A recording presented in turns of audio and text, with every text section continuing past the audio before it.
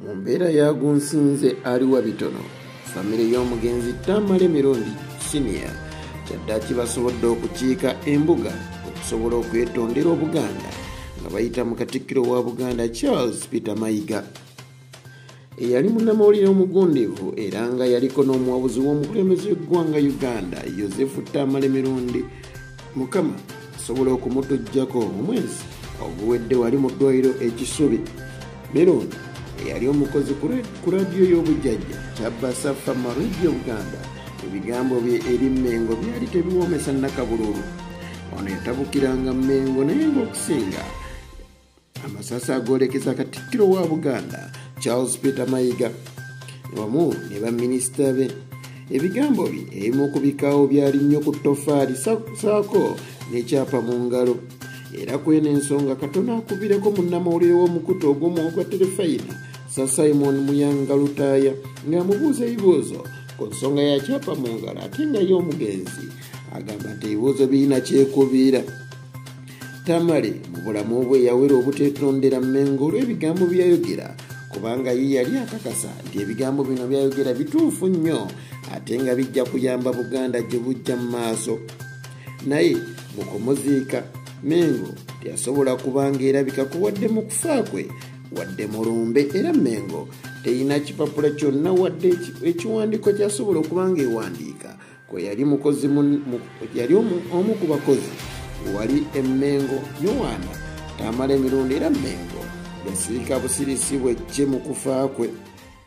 Olwaleero famire ye ng'ekulembeddwamu jjajja ow'olunnyiriri lwa Buseerezi Lukwago Ibrahim gattako omusika wa kitaabwe John Salisembuya bwe bato wamu bannamwandu abaana wamu n'abafamire basobodde okujja Mmengo okusobola okusinkana Katikkiro wa Buganda ku lwa Buganda basobole okuba nga basaba ekisonyiwo.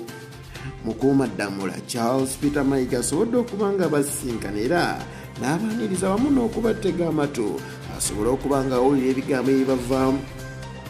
Charles Peter Mayiga Katikkiro wa Buganda asobodde okuvaayo ku mukutu gwe ogwa Twitter omukutu omugatta abantu b'omukwanira wala n'awandiika ebigambo bino wammanga: nsisinkanya abooluganda lw'omugenzi Joseph Tamale Mirundi abazze embuga okwetonda ku lwa muganda waabwe.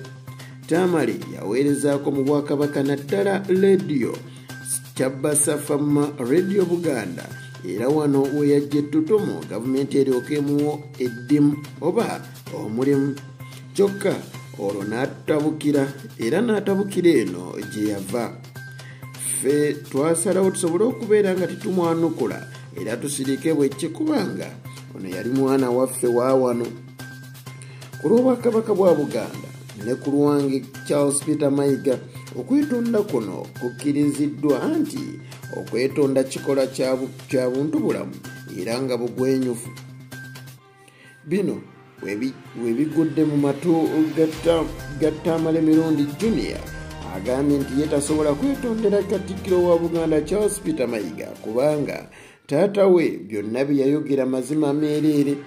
Bw'atyo mu ngeri y'okujereegerera akulisizaayo abafamiri jjajja w'olunyiriri wamu n'omusika Muzeeyi Sali abagenza okwetonda n'abagamba nti mu kifo ky'okwetonda amagezi gembawa kifo ky'okwetondera Obuganda obudde mwandi bumaze mwebaza abantu abaabayambako mu kujjanjaba omugenzi wali mu ddwaliro ekisubi wamu n'ennyimbe gattako n'okuziika.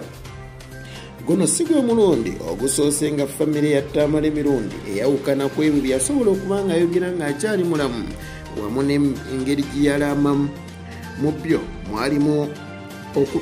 Mu byo ng'oggyeko kineeno eky'obuteetondera Mmengo mwalimu okusobola okuba nga bamutwala mu maka 3 malambirira wabula yatwalibwa mu 2 gokka. Okutta ente mu buli maka engeri gye yatwalibwa mu maka 2 tebaasobola kutta nte endala era nga n'abantu abamu ebyenda tebaabirabako. Obutamutwala mu Kereziya kubanga ye yayina bajjajjabe be yali akkiririzaamu era nga na Kereziya we yafiira nga tamanyi naweesangibwa wamu na bwefaanana munda. Okumuziika ng'ayimiridde asobola okulaba abasajja kimpadde abagenda okuba nga beeganzika abakyala beera bw'atyo n'avaayo n'agamba nti balina muzika ng'ayimiridde asobole okuba nga abalaba. Bino byonna tebasobola kuba nga babiteeka mu nkola, ate n'ekisembyeyo basobodde okubeera nga bakisembuga basobole okwetonda ku lw'ebikolwa bye yakola ate ye bye yalaba nga byali bituufu. Omukama akonkomere agundegunde omutereka.